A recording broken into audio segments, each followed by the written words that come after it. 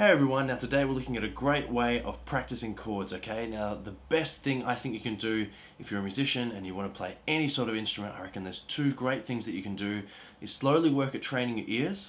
That's one thing, and the other thing is using a metronome, okay? Now a metronome is a device that you can set different speeds and it will give you different sort of sounds, but basically what it's doing is it's going to keep the same pulse or measurements of time, okay? And it's going to keep ticking. You could also imagine it as some sort of a clock, okay, that's going to keep you in time when you're playing. Now if you don't have a metronome, don't stress, okay, because there's a link in the description, okay. Here's the website address here.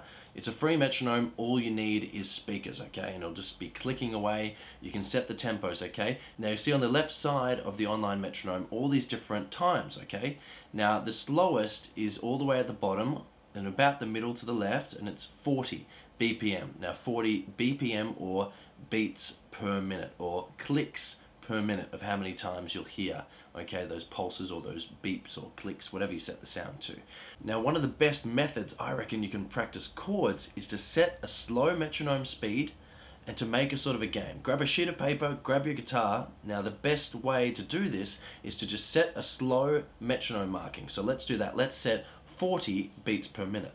Now we've still got this tempo in the background, okay, you can hear it. Now it still seems quite quick. Now I'm not asking you to change chords every click, because that can still be quite difficult. What I'm saying is make a bit of a game out of it, make it interesting for you to learn, and just decide on a number of clicks between changing chords. So for example, while the metronome's going, just set your fingers up, get those chords ready, write out a little chart or write out a chord progression. So let's go C, A minor, E minor, and G. That's what I'm going to play, okay? So let's say I'm just starting our guitar.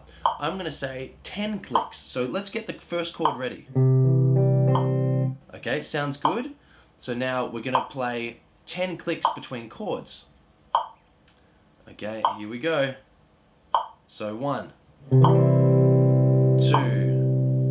3, 4, 5, 6, 7, 8, and then look at your fingers, 9, 10, 2, 3,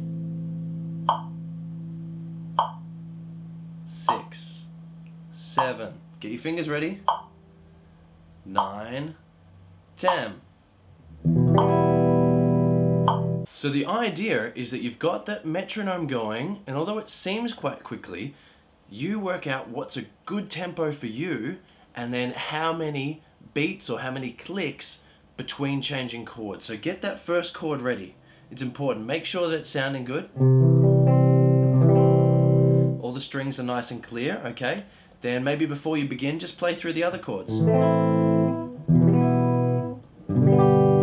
Make sure they're all sounding okay, and then once you play the first chord on the first click,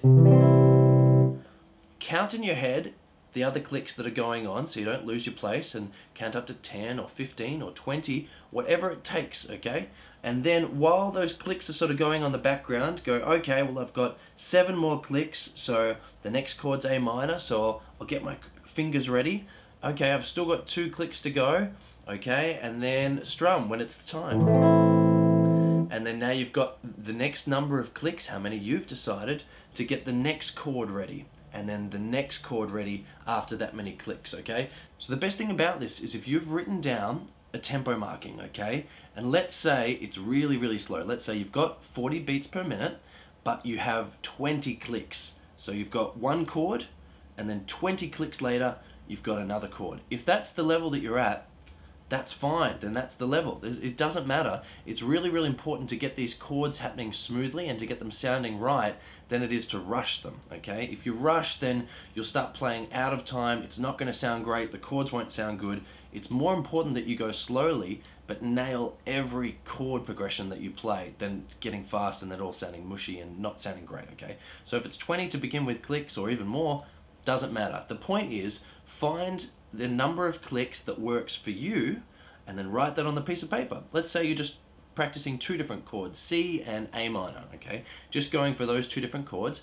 Then pick a number of clicks, write down the number of clicks between chords, write down the chords so you don't forget what you're playing, and then just see how you go. if you can get that, and you can play those chords with that many clicks, and you can get it right, let's say 4 times in a row, and you nail it every time and you feel comfortable, then let's say you're working with 20 clicks, then make it a little bit shorter.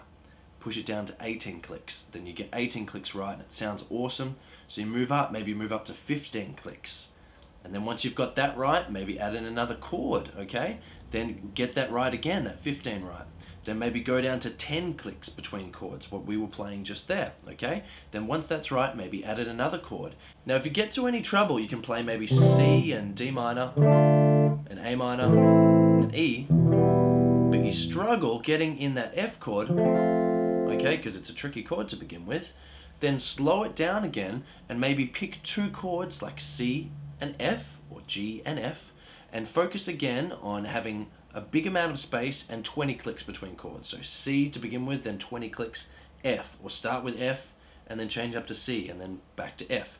Then expand the clicks until you can get those chords sounding great. And then again, throw the other chords into the mix and start making those clicks shorter, one by one. The best thing about this is, if you can imagine, if you're writing these notes and you say, okay, well today I can do 4 chords and 20 clicks. And next time I come back, I can do, you know, the same 4 chords, but 15 clicks, or 10 clicks, or 5 clicks. The best thing is you can slowly see your progress. Because sometimes when you're doing this sort of practice, year by year, hour by hour, you can feel like you're not actually progressing. But if you're using a metronome, it's just like you at the gym. Today I can lift 10 kilo. Tomorrow I can lift 12 kilo. Next week more and more. The best thing is you can actually see yourself physically progressing because you've got measurements there. Because sometimes when you're learning an instrument, you know, even though you're playing for years, it can feel like you're not progressing. If you're doing this sort of stuff, you definitely are progressing.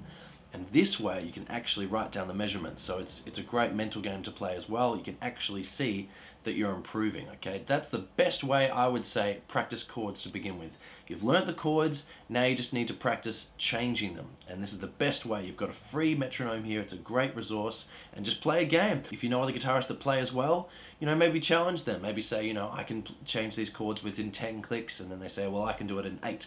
And then you have to push yourself. It's all about having fun when you're learning and not just sort of sticking there and whittling away, or not actually spending all the time without actually measuring your progress. It's a great free resource, and yeah, you can use it for any chord progressions that you're working on. If you find some new chords that you're struggling with that are a bit hard, practice them this way because you'll slowly see progress, and that's what it's all about.